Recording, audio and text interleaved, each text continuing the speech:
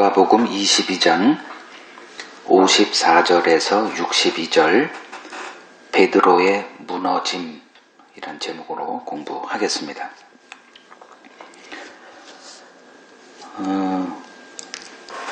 이 본문 바로 이전에 벌어졌던 내용 잠깐 복습하죠.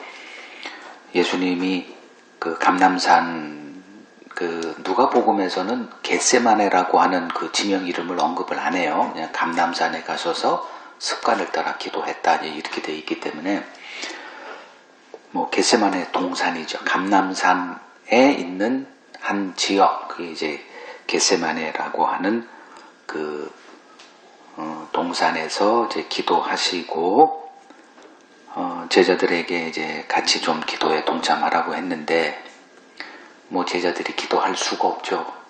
기도거리가 없는데. 그러니 깊은 잠에 빠져 있을 때 이제 그 무리들이 이제 갑자기 들이닥치고 그 앞장섰던 그 유다가 예수님에게 입맞춤을 합니다. 내가 입맞춤으로 인자를 파느냐. 그때 이제 베드로가 칼로 그들에게 이제 맞서죠. 주님이 그를 향해서 이것까지 참으라 라고 하십니다. 왜냐하면 아버지의 뜻 때문입니다. 그리고 자신을 어둠의 권세에 내어드립니다. 자, 오늘 본문 또 그 세 파트로 나눠서 보겠습니다. 54절에서 55절 같이 읽겠습니다. 예수를 잡아 끌고 대제사장의 집으로 들어갈새 베드로가 멀찍이 따라가니라. 사람들이 뜰 가운데 불을 피우고 함께 앉았는지라. 베드로도 그 가운데 앉았더니 그 예수를 체포하는 일, 이건 굉장히 큰 소동이 벌어질 수밖에 없는 사건이었는데 그 예상과 달리 예수께서 아무 저항도 하지 않고 순수하게 자신을 그들에게 내어주심으로써 그 예수 체포 계획은 아주 의외로 쉽게 그리고 신속하게 끝날 수 있었습니다. 그러니까 어제 그 우리나라 이제 경찰이죠. 경찰이 그저께인가 유튜버 어떤 사람들을 체포하겠다고 했는데 10시간 대치하고 문짝에다 부서지고 난리가 아니에요. 그리고 또 이번에 어떤 사건 때문에 또 그 국회의원 사무실을 이렇게 압수수색 하는데도 결국은 수십 명, 수백 명 보좌진까지 합쳐가지고 육탄 방어하고 나라가 이제 들썩여요. 이 검찰들 때문에.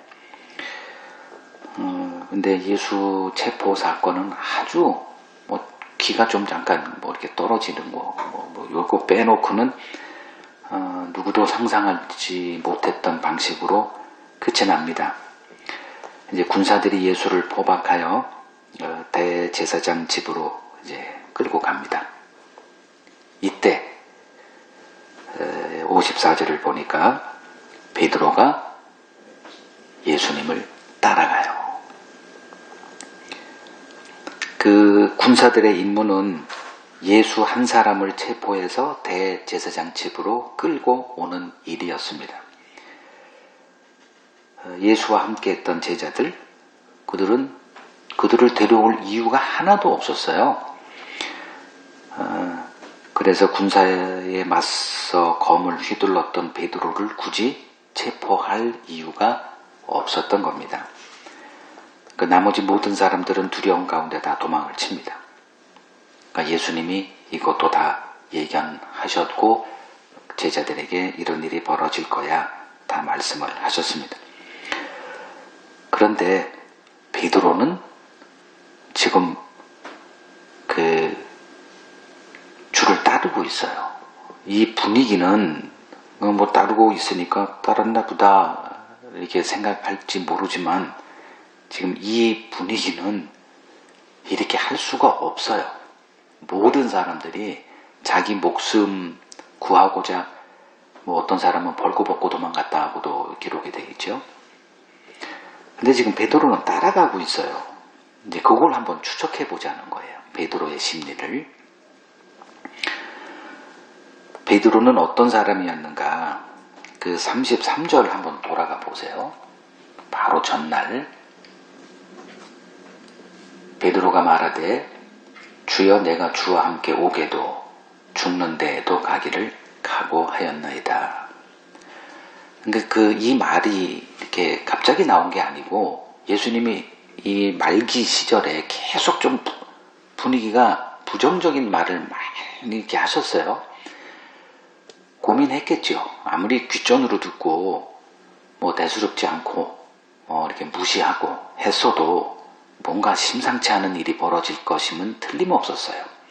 뭐 예수님이 농담이나 하는 분이 아니면 그들도 잘 알고 있었기 때문에 그렇습니다. 그래서 마음의 준비를 하고 있었어요. 어떤 일이 벌어지겠구나. 그 후에 주의 나라가 임하겠구나. 내가 죽을 수도 있지. 뭐 요 정도. 그래서 내가 주와 함께 오게도 가고 죽는 데도 가기를 각오했나이다. 이런 말을 이제 가장 먼저 했던 사람이 베드로예요. 이 말에 이제 동요된 이제 다른 제자들은 어떤 사람들이에요? 천국에서 누가 크냐? 이거 가지고 계속 다퉜던 사람들이거든요. 주의 날이 임할 것은 확실한데 문제는 주의 나라에서 내가 얻을 자리예요. 우리도 이제 교회에서 봉사하고 희생하고 헌금하고 하는 일들 다 여기와 이렇게 연결이 돼 있거든요. 뭐 제자들도 마찬가지였고요. 그러니까 제자들도 동일하게 우리도 목숨을 걸겠습니다. 다 이제 뭐 이렇게 고백을 하고 그랬죠. 어쨌든 베드로는 남달랐다. 그거 여러분 노트에다 적으십시오. 나는 남과 달라.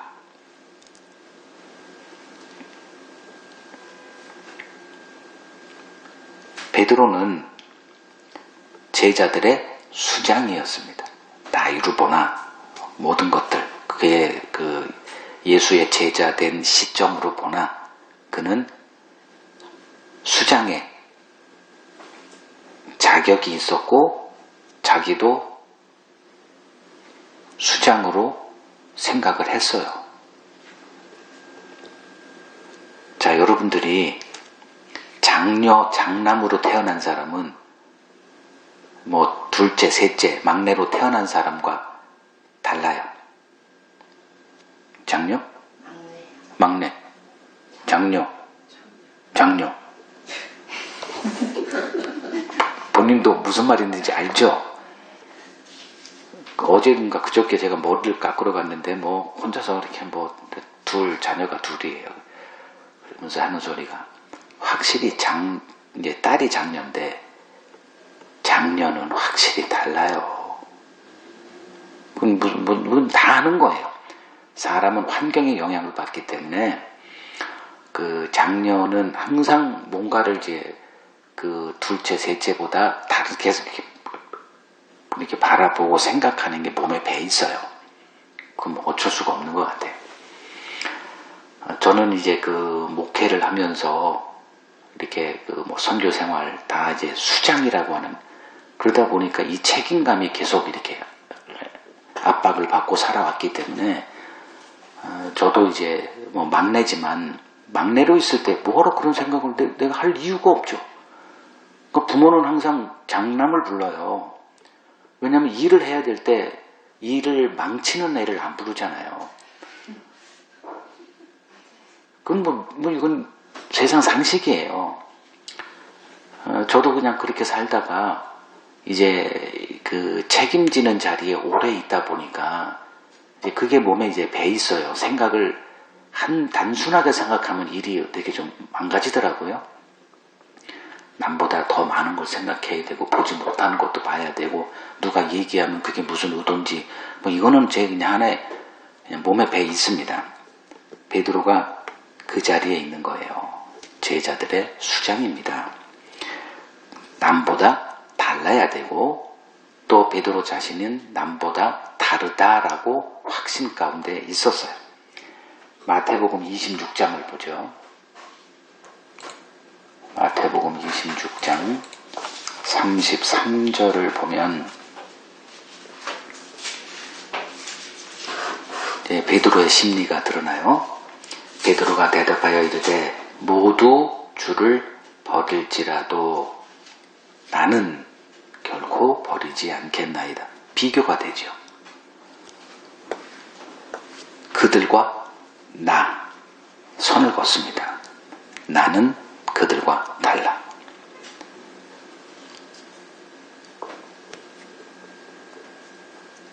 자신은 언제나 남에게 본이 되는 삶을 살아야 한다고 생각을 했고 또 그럴 수 있다라고 생각을 하고 살았던 자가 베드로입니다. 그는 언행일치의 본을 보여야 됐고 또 무엇보다 주님에 대한 의리 지켜야 했습니다. 그는 의리의 사람이었어요. 54절 남들은 다 자기 살고자 도망쳤죠. 이 사람은 좀 멀리서나마 자기 말을 지키고 있습니다.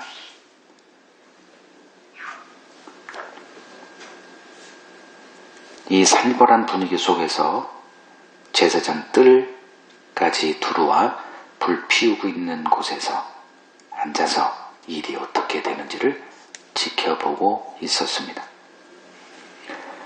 자, 오늘 54절에서 55절 여기서 우리가 알아야 되는 것은 인간은 누구다?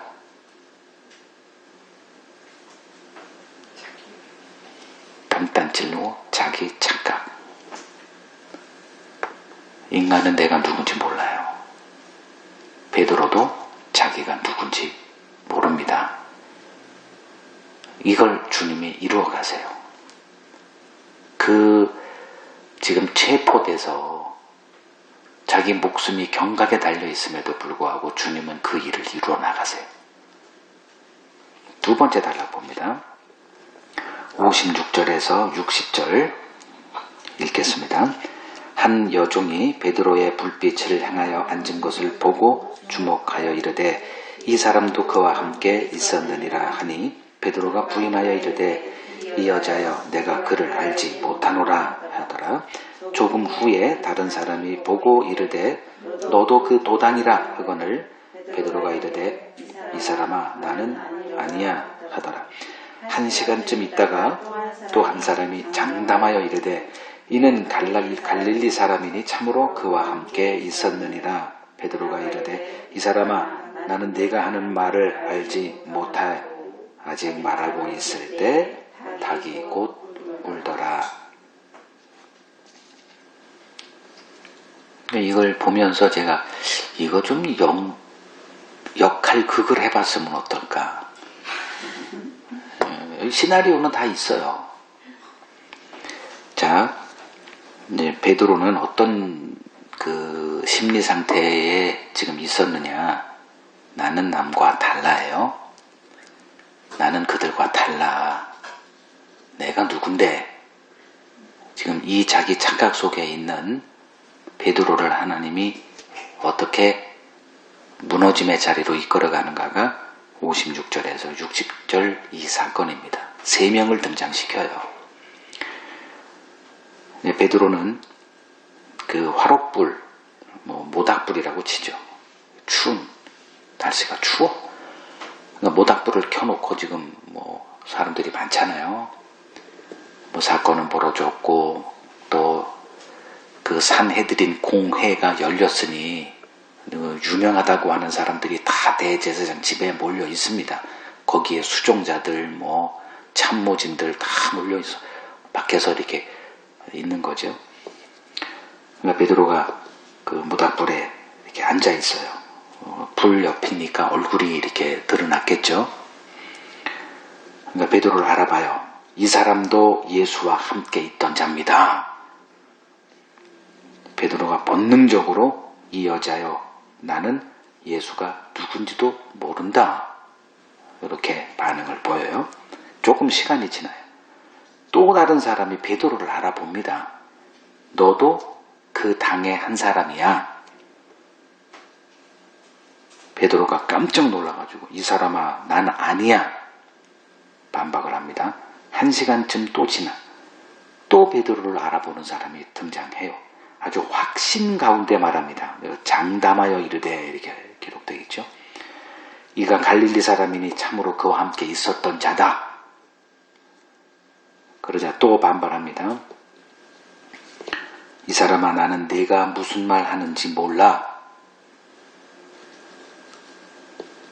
이때 닭이 울어요.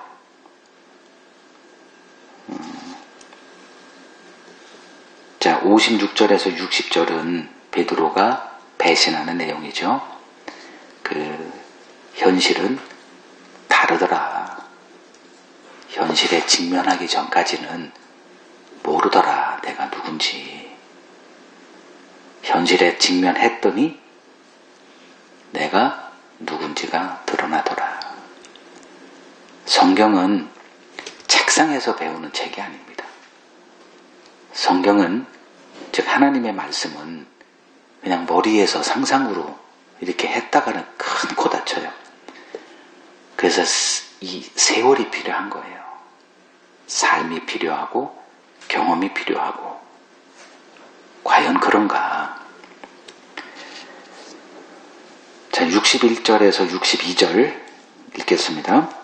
주께서 돌이켜 베드로를 보시니 베드로가 주의 말씀 곧 오늘 닭 울기 전에 내가 3번 나를 부인하리라 하심이 생각나서 밖에 나가서 심히 통곡하니라. 자, 이 닭 울음소리,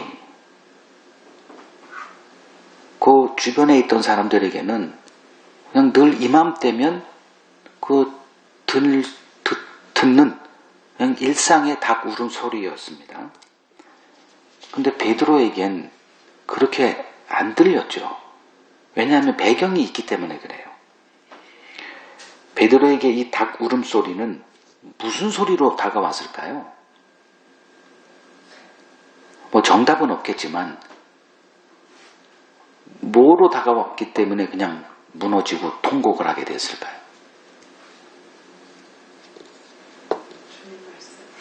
마치 주님의 말씀은 언제나 옳다, 이거예요.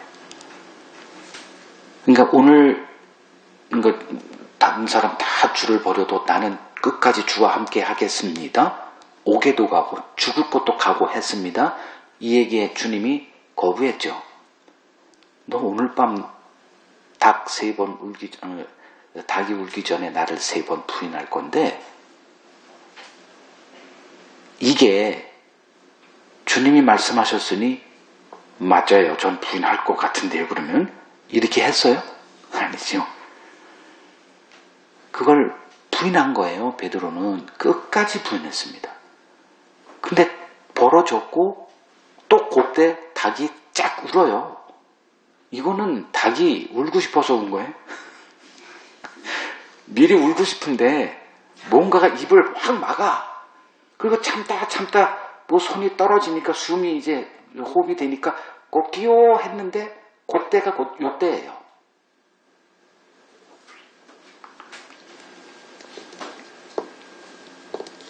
이때 이 닭 울음소리가 들릴 때 61절 주께서도 알람이 울린 거예요.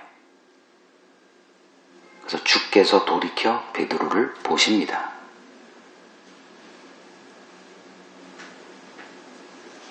어떻게 된 거예요? 예수님은 지금 잡혀 있지만 뭐 하고 계셨어요? 설교하고 계셨어요. 그리고 일이 다 진행되는 가운데 베드로가 3번 부인하고 닭이 딱 울 때, 이게 다 주님의 설교였습니다. 설교하면서 목사가 뭐 해요?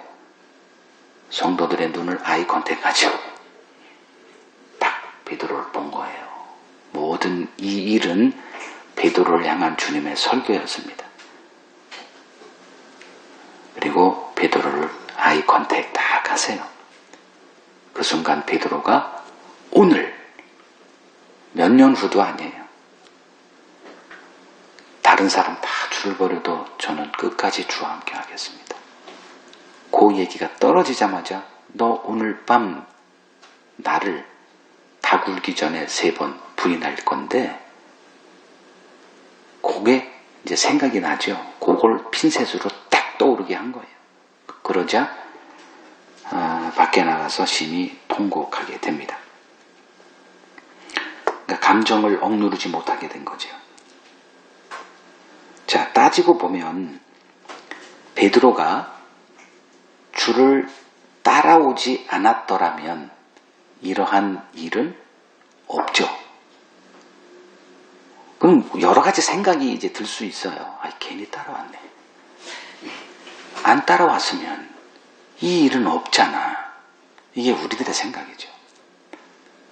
근데 지금 주님은 따라오고 안 따라오고의 문제가 아니에요. 주님의 관심사가 하나 있어요. 내가 누군지 너 알고 있니? 늘 이런 질문이에요. 우리는 자꾸 결과론적으로 이렇게 생각을 하는 습관이 있어요. 내가 이걸 안 했으면, 내가 오늘 지금 이렇게 힘들어 죽겠어. 그리고서 이제 추적을 해요. 그때 그놈 안 만났으면, 그때 내가 이 말 안 했으면, 그때 내가 이 선택을 하지 않았으면, 그때 그 자리에 없었으면, 늘 이런 식이에요. 그래서 하나님의 일이 보이질 않아요. 근데 하나님의 일을 우리가 이제 성경을 통해서 이렇게 배우는 이유는 하나님이 지금 내 삶에서 하나님의 손길을 발견하자는 거 아닙니까? 그러면 보이게 돼요.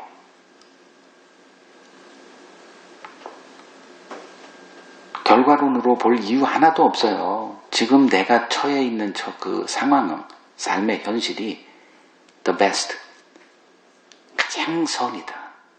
왜? 하나님이 그렇게 하셨으니까. 그리고 그 삶의 현실에서 우리에게 주님이 말씀을 하세요. 이거를 주님과 소통한다고 하는 겁니다. 주의 음성을 이렇게 듣는 겁니다.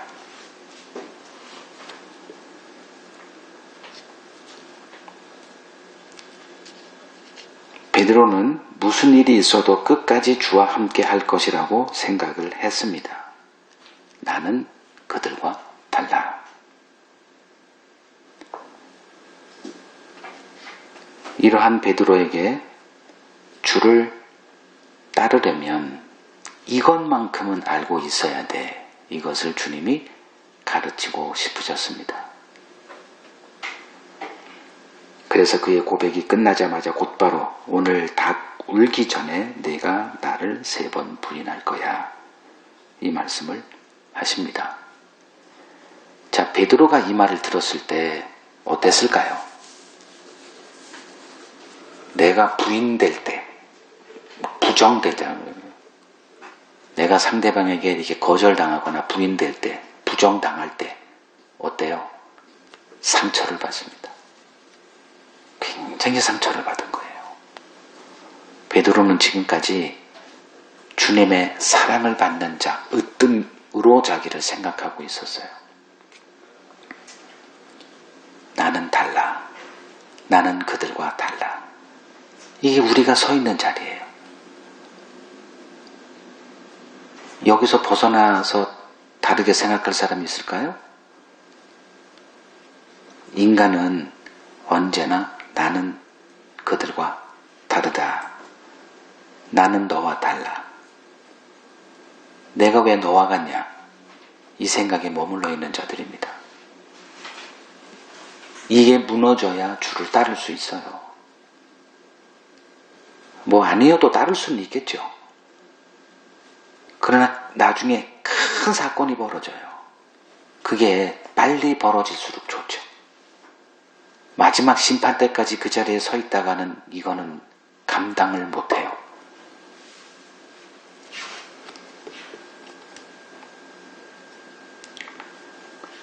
자신의 진심이 누구에게 인정받지 못할 때, 그것도 자기가 가장 존경하고 따르는 사람에게 거부당할 때 사람은 의기소침합니다. 그런데 베드로는 그런 면에서 좀 평범하지 않았죠. 상처는 비록 크게 받았지만 또 자기 마음을 추스립니다. 내가 누군데? 의리의 돌쇠 아니야? 이제 자기를 막, 자기 긍정을 막 이렇게 하죠? 나는 절대 안 쓰러져. 비록 주님이 나를 지금 오해하고 있어. 나 이거 만회할 거야. 입증하고야 말 거야. 그래서 그가 보인 반응이 여러 개가 있어요. 예수가 체포당할 당시 다들 부들부들 떨고 있을 때 가장 먼저 자신의 주를 향한 자신의 충성도 보이려고 했던 자가 베드로입니다. 칼을 휘둘렀다는 것은 목숨을 걸었다는 거예요. 누구 앞에서? 군사 앞에서 칼과 몽치를 들고 왔어요. 몽치 하나 맞으면 머리가 깨져요. 쇠몽치. 그걸 들고 로마 병정들과 유대 군사들이 이렇게 찾아왔을 때 거기서 칼 요거 단검 가지고 이렇게 들이댄다. 목숨을 건 행동이었어요. 그 행동의 기저에는 주님께 자기가 거부당한 그 심리가 작동했을 거라고 난 생각을 해요. 근데 그게 또 실패했죠. 이것까지 참으라 또 된통 한 소리 들었잖아요. 계속 뭔가 안 맞아요. 남들 이제 다 도망가고 예수 끌려갑니다. 어떻게 해요? 끝까지 따라가는 거예요. 입증하고야 말겠다는 베드로의 의지의 표현이죠.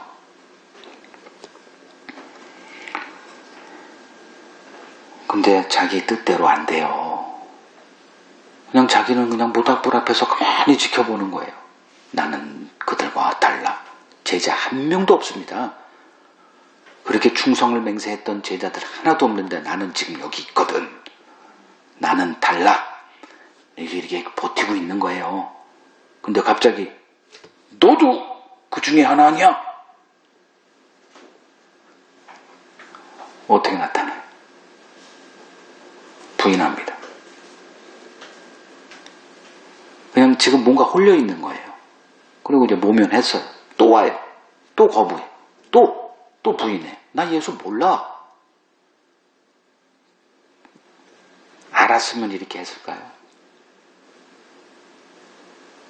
그러자 닭이 울고 생각이 나고 예수와 눈이 마주치고 이제 감당할 수 없는 자기 무너짐 속에서 밖에 나가서 이제 통곡하게 된 겁니다.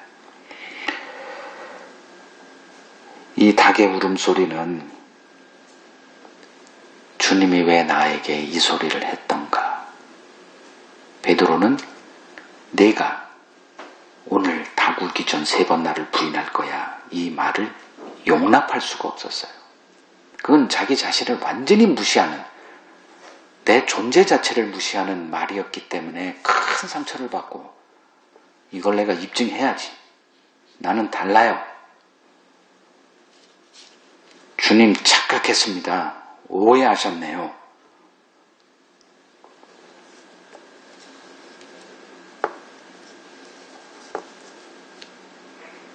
근데 주님이 옳았어요.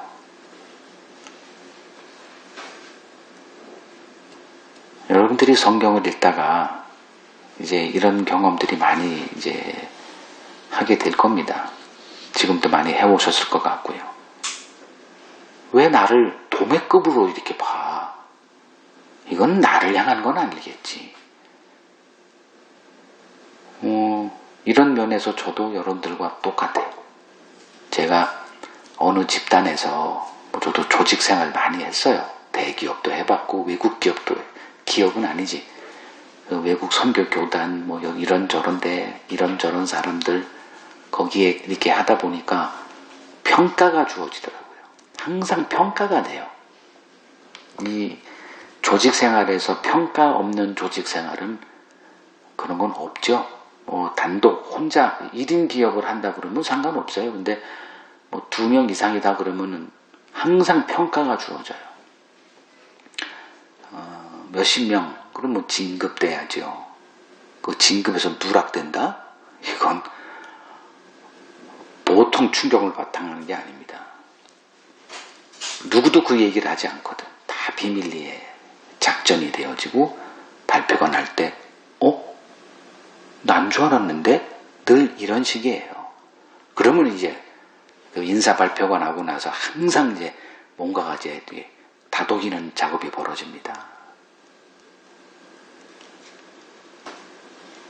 그걸 잘못하면은 이제 이탈을 하죠. 뭐 정보를 캐가지고 뭐 이렇게 이 배신의 일이 벌어지고 또 사단이 벌어지고 하는 일들이요.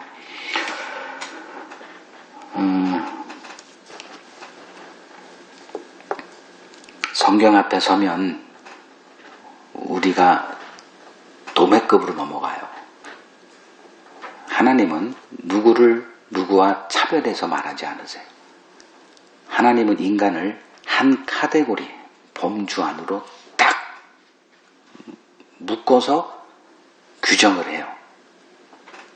그 단어가 죄인이란 단어입니다. 그러니까 이 죄인이라고 하는 이 단어, 이걸 여러분들이 잘 보시면 굉장히 기분 나쁜 거예요. 여러분들은 다 귀한 자녀들이에요. 부모에게 이 세계 최고의 보배로 자란 사람들입니다. 달라요. 굉장히 특수합니다. 굉장히 특별한 사람들이에요. 근데 성경 앞에 서니까 그 특별함은 없어지고 평이함이 되어져. 그냥 똑같애가 돼요. 네가 뭐가 잘났어? 이렇게 치고 들어옵니다. 성경을 열면. 근데 이걸 보지 못하면 어떻게 돼요? 하나님의 선민이라는 게 이게 또 들어오죠. 뭐 보기 나름이에요. 결국은 성경은 해석의 책입니다. 어떻게 바라보느냐에 따라서 가는 길이 하늘과 땅이에요. 동과 서로 나눠집니다. 유대인들이 성경을 그렇게 봤어요. 나를 더 특별한 자로 만드는 수단으로 성경을 삼아버린 거예요. 그게 이제 바리새인들이죠. 자기 의를 쌓는 수단으로 성경을 삼아버렸더니 그런 자들이 등장을 하더라. 근데 주님이 와서 성경을 확대합니다. 똑같지 않아가 되는 거예요. 지금 베드로에게도 주님이 그 평등 작업을 하십니다. 너 달라? 뭐가 다른데? 아이, 저를 보시고도 모르세요? 3년 제가 주님 앞에 이런 모습을 보여줬는데도 어떻게 그런 말씀을 하세요? 이 베드로의 자기 입증하려고 하는 노력, 주님 앞에 섰더니 안 되더라. 그게 이 통곡의 자리입니다. 주님이 우리를 불러 어디로 이끄시는가? 요 자리예요. 우리는 예수를 만나고 이제 성경을 알고 알아가면서 이걸 디딤돌로 삼아서 제1등, 천국에서도 제1등의 자리를 꾀하는 자들이에요. 대부분의 목사님들이 이제 성경을 안다라고 하면서 어떻게 하면 천국에서 제일 큰 상급을 받고 그것도 영원이라는 삶을 누릴까? 그거를 바라봅니다. 이런 목사님들 수도 없이 제가 만나봤어요. 그 설교할 때도 그렇게 이제 자기의 그것이 막 나와요. 니들이 아무리 해봐라 내 밑이지. 이게 목사들의 사고관이에요. 베드로도 여기서 예외가 아니죠. 베드로의 이 통곡은 주의 부르심을 받은 우리들이 반드시 한번 경험해야 될 통곡입니다. 주를 따르는 일은 인간의 의지로 되는 일이 아닙니다. 사람들의 착각 중에 하나가 내가 마음만 먹으면 언제든 주를 따를 수 있고 성경대로 살 수 있다고 생각하는 거예요. 베드로 역시 자신이 주를 배신하는 일은 없을 것이다 라고 확신하고 있었습니다. 그리고 이를 주님과 제자들 앞에서 당당하게 고백까지 했습니다. 이러한 그 베드로의 자기 긍정이 이제 다른 제자들에게도 전염이 돼서 그들도 이 자기 긍정의 자리에 굳건히 서 있었습니다. 우리도 안 떠날 겁니다.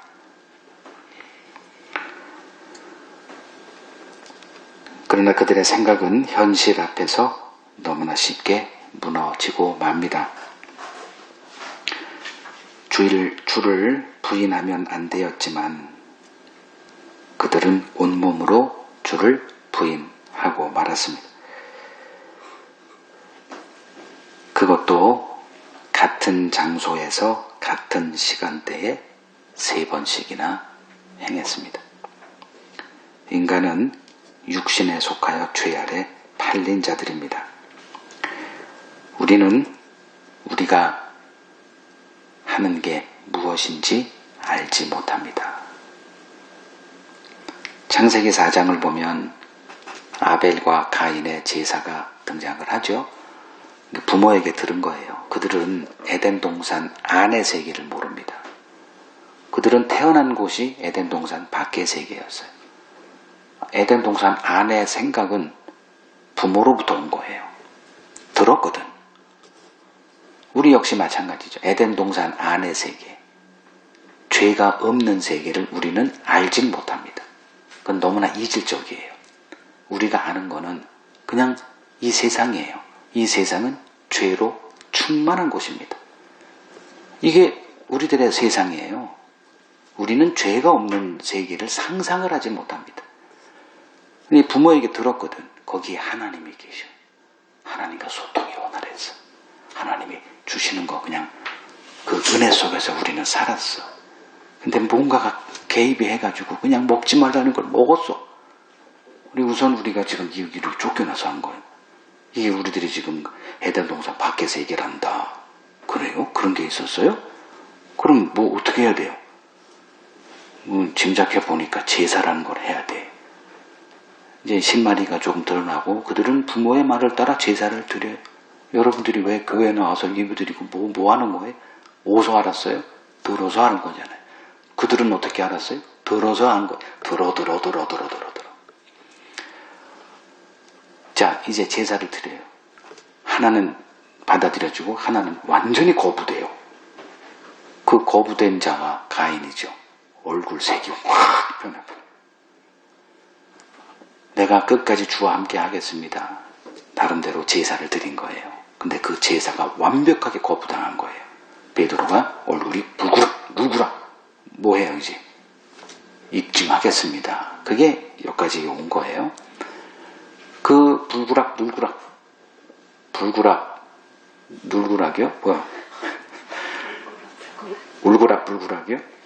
그 책을 쓰면 이 정확도가 100배나 해야 돼요. 너무 시간이 오래 걸려요. 한글이 울구락 써봐. 주소 써질 것 같아요? 안 돼요. 또 뭐 구글 가가지고 쳐보고 띄어쓰기, 문법 뭐 한두 개 걸리는 게 아니에요. 자, 울구락 가인을 봅니다. 너 왜 그러냐? 뻔히 알면서 넌 왜 그래? 우리들 자녀들하고 대화의 모습이죠. 너 왜 그러냐? 그때 주님이 죄가 너를 삼키려고 문에서 기다리고 있다. 죄를 다스려라. 주님이 다스릴 걸 알고 그렇게 말씀을 하신 거예요. 이 말은 네가 누군지 내가 도와줄게요. 성경은 늘 이런 식입니다. 근데 그걸 우리들은 이해를 못해요. 지키면 살리라. 지키겠습니다. 이게 이스라엘의 역사였잖아요. 가인도 똑같아. 알겠습니다. 되든가요? 뭐 언제쯤인지 모르지만 이제 둘이 같이 있을 때 그냥 이걸 이기지 못하고 다스리기는커녕 자기가 삼킨 바 되죠. 그걸 육신에 속하여 죄에 팔렸다 말하는 거예요. 인간은 죄를 다스리는 자가 아니라 죄의 다스림을 받는 자들입니다. 베드로는 자기가 자기를 통제할 수 있다 생각했어요. 끝까지 주를 향한 사랑 안 변해요 생각했어요. 근데 그 시간도 얼마 가지도 않아.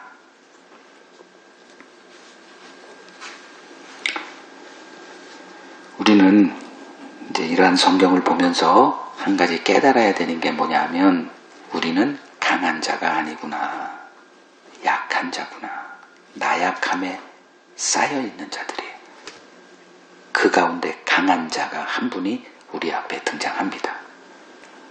그 강함을 우리는 군사력으로 알았어요. 근데 주님의 강함은 어디서 나타나요? 자기를 부인하는 것에서 나타나더라고요. 그냥 내어주더라고요. 군사 그거 조무래기들 하늘에 있는 내 부하들 부르면 한 방에 끝내는데 주님은 내가 그리하면 성경이 어찌 응하겠느냐 이 말씀이에요. 어둠의 권세에게 자기를 내어드립니다. 이걸 성경은 강하다 얘기를 해요.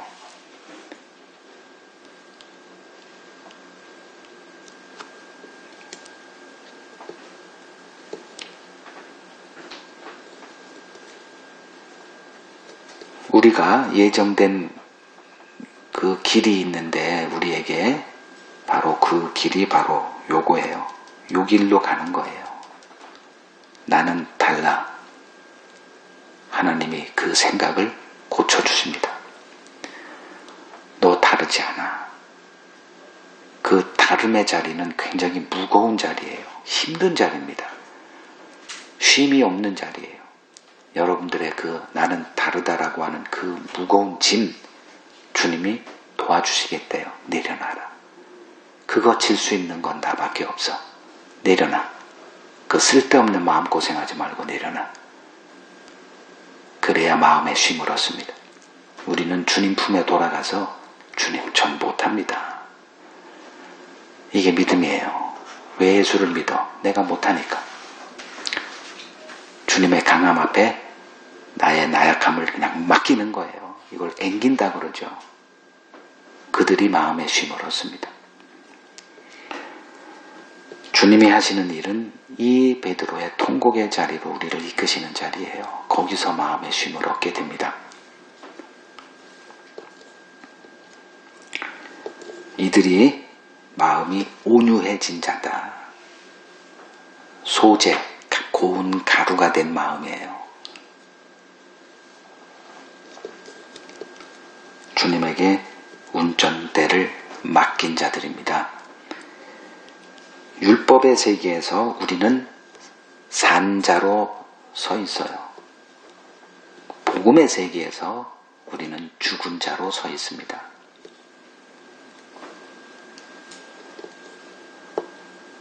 이 약함의 자리, 내려놓음의 자리, 주님의 말씀 다 옳습니다. 주님의 말씀대로 따라가겠습니다. 이들이 주님의 강하심을 경험하게 되는 자들입니다.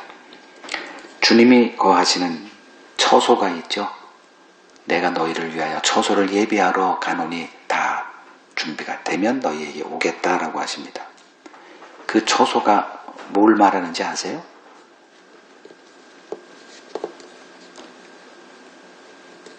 책에 다 기록해놨는데 미리 공개하면 주님이 처소를 예비하러 간다. 뭔 줄 아세요? 우리 마음이에요. 이게 하나님의 나라입니다. 하나님은 영이시기 때문에 공간이 필요 없고 건물이 필요 없어요. 그거를 주님이 창세전에 계획하셨어요. 우리 마음이 내 처소다. 근데 지 잘난 맛에 나는 다르다라고 하는 마음으로 꽉 살아가는 이 세상에 주님이 거할 곳은 없습니다. 그래서 처소를 예비하러 간다 한 거예요. 뭘 보내요? 내가 가야만 보혜사가 와요. 그분이 와서서 하는 게 있어요. 우리 마음을 부드러운 마음으로 부드럽고 이 부드러운 마음이 통곡하는 자리예요. 상한 자의 마음 저 마음 상했어요. 그 천국이 임했으니까 마음이 상한 거. 목사에 주어진 임무는 여러분들의 그 옥동자의 마음, 옥동자가 그건가? 귀공자라 그러나? 아유 우리 아들을, 아유 우리 딸, 요렇게 길들여진 마음을 뭐 하는 거예요? 목사는 하나님의 말씀을 들어 상체기를 내는 겁니다. 아프죠? 아니 무슨 목사가 저렇게 차가워? 구약의 선지자들, 신약의 예수님, 사도들 다 잘 들여다보세요. 따뜻한 말 한 적 있어요? 그냥 우리가 그렇게 보는 거예요. 그냥. 저도 지금 굉장히 따뜻하게 얘기하잖아요. 근데 내용을 들여다보면 다 뭐예요? 채찍입니다.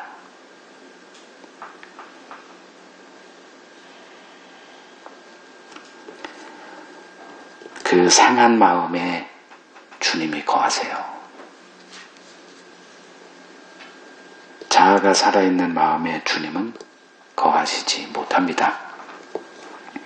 무너지고 상한 마음, 통회하고 회개하는 그 마음만이 하나님의 나라가 임하는 마음입니다.